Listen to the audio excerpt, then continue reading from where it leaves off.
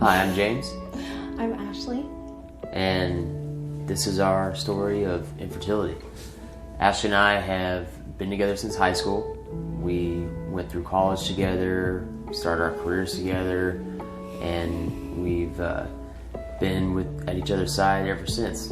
And basically, we're here to share our struggles throughout the year with infertility. We started trying to get pregnant pretty much around the time that after we got married, 8.5 years ago. And we're here to kind of share our journey of where we've come from and where we are now. So we started trying to get pregnant, maybe a couple months after we got married. After about a year of trying, I realized that wasn't normal. Google doctored myself and realized that after a year of trying, most people are pregnant and you should probably get tested. So I scheduled an appointment. We got a bunch of testing done. I was tested, so was he, and everything came back normal.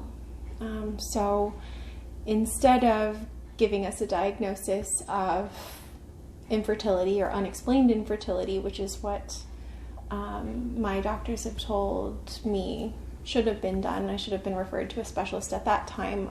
The doctor at the time said, you guys are young and healthy and you should just keep trying.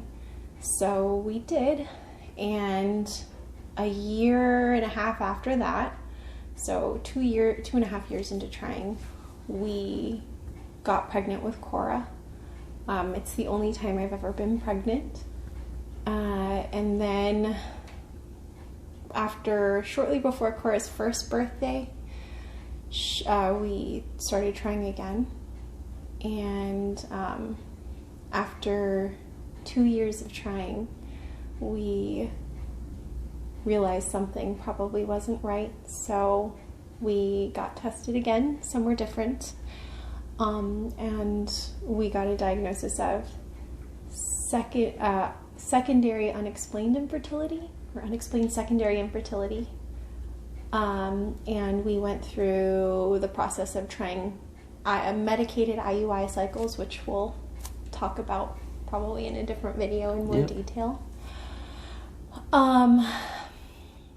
Those failed. The doctor that we were working with at the time was very conservative with his approach to the treatment. And so there were a total of 3 or 4 attempts. Do you remember? There was 3 attempts, with the last attempt being canceled. I think we had 2 canceled cycles. 2 canceled? So two attempts that failed and 2 canceled cycles because of too many follicles. And at the time, I was in the middle of graduate school, trying to finish my program. And so we weren't really in a position financially to pursue IVF, but we were told that IVF was going to be probably the most successful option for us, most viable option for us. So that was 2 years ago, almost 2.5 years ago now. And so we're in Queens Creek, Arizona. That's where we're staying. Our doctor is Dr. Mark Amos. He is at New Direction Fertility in Gilbert, Arizona. We live in Southern California and San Diego, but we are doing treatment in Arizona because our coverage, our health insurance does not cover IVF at all. So we have to pay for this entirely out of pocket. And New Direction's goal is to provide affordable IVF. And it's about half the cost it would have been in San Diego, so we chose to do it here. Why are we doing this? This is a whole lot of stuff to share.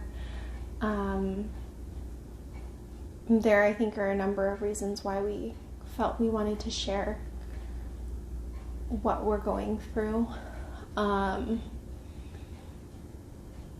One of them being, I think everybody has a friend or a relative, someone in their life who has struggled with infertility.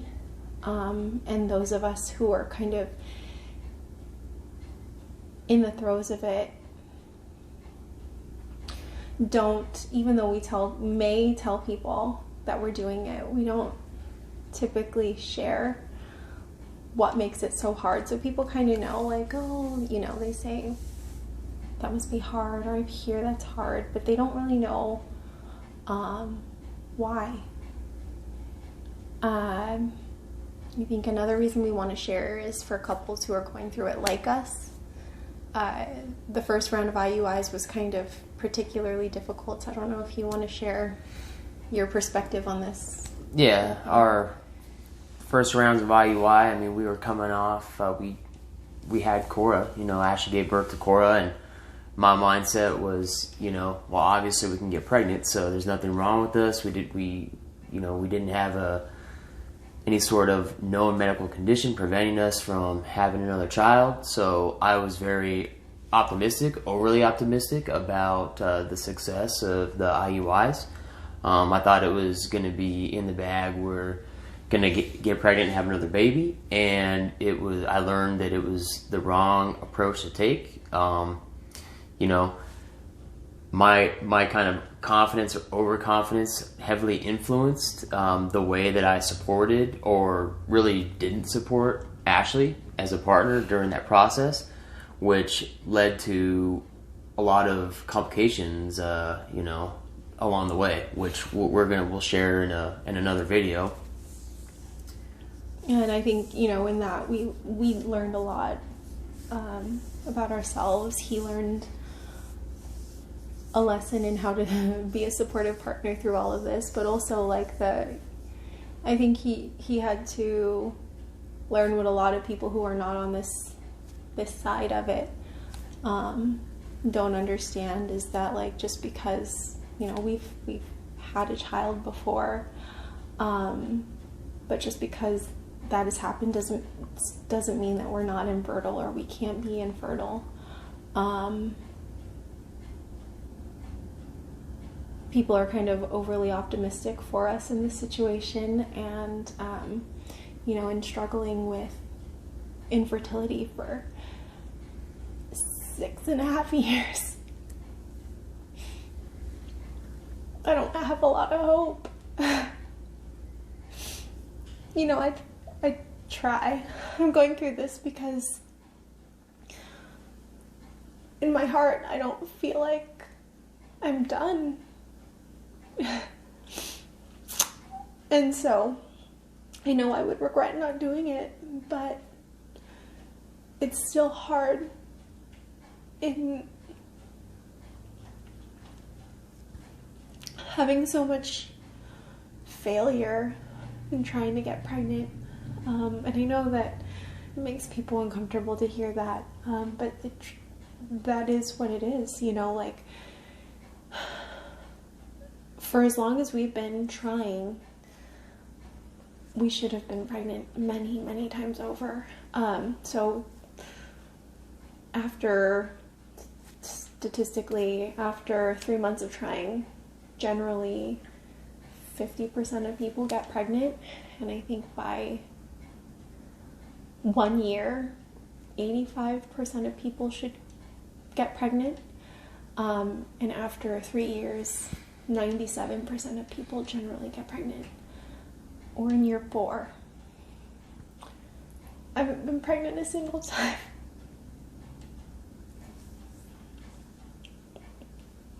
And so it's hard to find that hope. I want to have it, but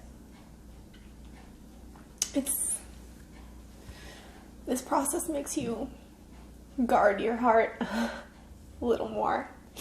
because when you find that hope and then you fail and you're not pregnant again, you know, it just makes you think, like, of course, what were you thinking? You know, how could you get your hopes up?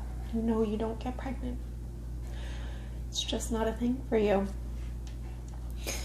And it doesn't feel good. It doesn't feel good to be disappointed like that over and over.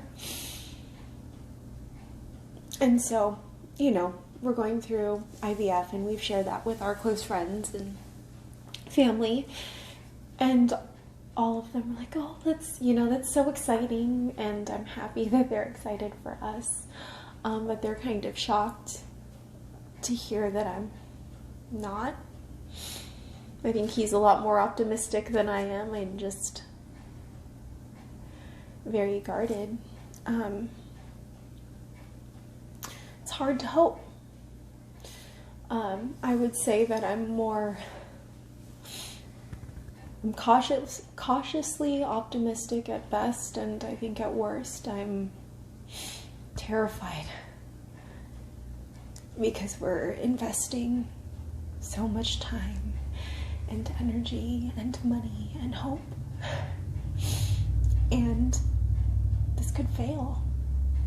That's our reality, you know.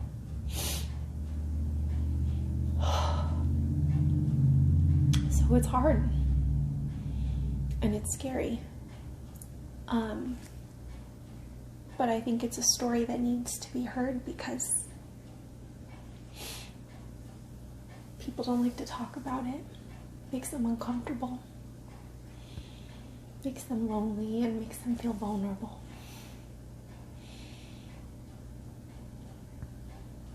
So that's where we are. So our general hope for the series of videos that we're going to be doing is, you know, to kind of shed some light on the struggles of infertility. I mean, as you can see, infertility is a very emotional, takes a very emotional toll on couples. It takes a very physical toll. Throughout our journey of infertility, there's been a lot of invasive procedures that Ashley's had to go through. So it takes a toll on you physically, financially. Infertility is very expensive, and most insurances are not going to cover the costs associated with infertility, and it definitely takes a toll on relationships. So, you know, a lot of people struggling with infertility, I think, you know, the women in particular can feel very alone. Most of their friends are getting pregnant and sharing all their baby photos and their, you know, on their social media accounts, and it's hard and you feel alone. So our goal, our hope here is that we can kind of shed some light on the process, kind of hopefully guide people, give people information, guide them through the process, and give them some hope. And it's kind of where we are.